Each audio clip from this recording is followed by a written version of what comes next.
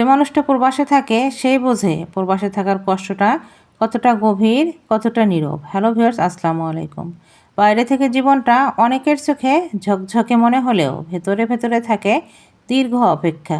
এই তো সামনের মাসে বাড়ি যাব, না সামনের বছর বাড়ি যাব নিশ্চয়ই, এই ভরসায় বাক্যগুলো বলতে বলতেই কেটে যায় বছরের পর বছর। সময় এগোয়, বয়স বাড়ে, কিন্তু বাড়ি ফেরা আর হয় না। কিভাবে হবে? দায়িত্বের বোঝা যে কাঁধে, পরিবারের সবার মুখের হাসি শুধুমাত্র একজন মানুষের উপর। সবাই আশায় থাকে প্রবাস থেকে ভাই আসবে, বোন আসবে, কত কিছু নিয়ে আসবে। তাদের আইফোন লাগে, ভালো ল্যাপটপ লাগে, এসব নিয়ে আমরা চিন্তায় পড়ে থাকি। কিন্তু বোন বা ভাই যারা প্রবাসে থাকে তারা কতটা কষ্টে থাকে, তারা কিভাবে ইনকাম করে, এটা আমরা কখনো বোঝার চেষ্টা করি না।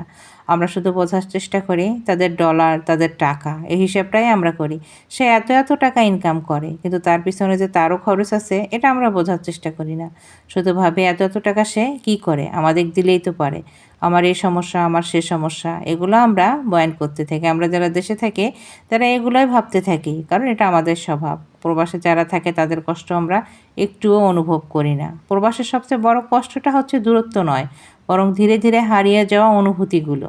যে গ্রামটা একসময় ছিল প্রাণের ঠিকানা, যে রাস্তাগুলো ছিল চিরচেনা, আমাদের পায়ের ছাপ সবাই যেন চোখের আড়ালে কোথাও ফিকে হয়ে যায়। ফোনের পর্দায় দেখানো বাড়িটা আর বাস্তবের মতো লাগে না। মা বাবার কণ্ঠে আগের মতো উষ্ণতা থাকলেও পাশে না থাকার শূন্যতা ঢেকে রেখে যায় অনেক কিছু। না বলা কথা, না বলা কত অনুভূতি, চোখ দেখে অনেক কিছু বলতে চাইলেও বলতে পারা যায় না। নিজের কষ্টের কথাগুলো প্রকাশ করা হয় না, কারণ দেশের যারা থাকে তাদের চাহিদার কথা যখন বলে তখন আর নিজের কষ্টগুলো প্রকাশ করার সময় হয় না। তাদের চাহিদা পূরণের জন্য ব্যস্ত হয়ে উঠতে হয়। প্রবাসী ভাই বোনেরা শুধু দেশের মানুষের খুশির জন্য লড়াই করে যায়, কিন্তু তাদের খুশি, তাদের আক্ষেপ, তাদের অনুভূতি আমরা কখনোই বোঝার চেষ্টা করি না।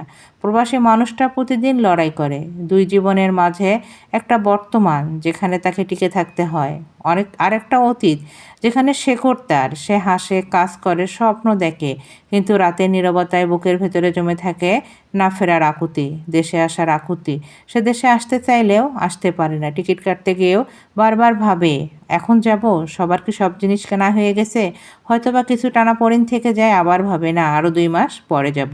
প্রবাসে তাকে শক্ত করে তোলে, আবার ভেতরে ভেতরে ভেঙেও দেয়।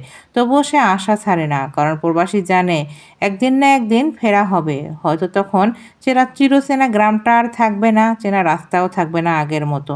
তবুও মাটির গন্ধ, মাটির শেকড় তাকে টানে, সব কিছু ভুলিয়ে দেয়, সব কষ্টকে ভুলিয়ে দেয়। প্রবাসের জীবন তাই শুধু কষ্টের গল্প নয়, এটা একটা আক্ষেপ, একটা অপেক্ষা, একটা ত্যাগ, আদম্য আশা। তারা আশায় থাকে, অপেক্ষায় থাকে, তারা দেশে ফিরবে আত্মীয় পরিজনের কাছে, তাদের কাছে ভালো ব্যবহার পাবে, ভালো কিছু আশা করে। কিন্তু অনেক পরিবার আছে এমন যে তাদের চাহিদা সম্পূর্ণ কোনো কিছু না পেলে তাদেরকেই আবার অনেক কথা শুনিয়ে দেয়। এটাই বাস্তব। প্রবাসীদেরকে আমরা কখনো বোঝার চেষ্টা করি না, আমরা শুধু নিজের স্বার্থের কথাই চিন্তা করি। এটাই বাস্তবতা।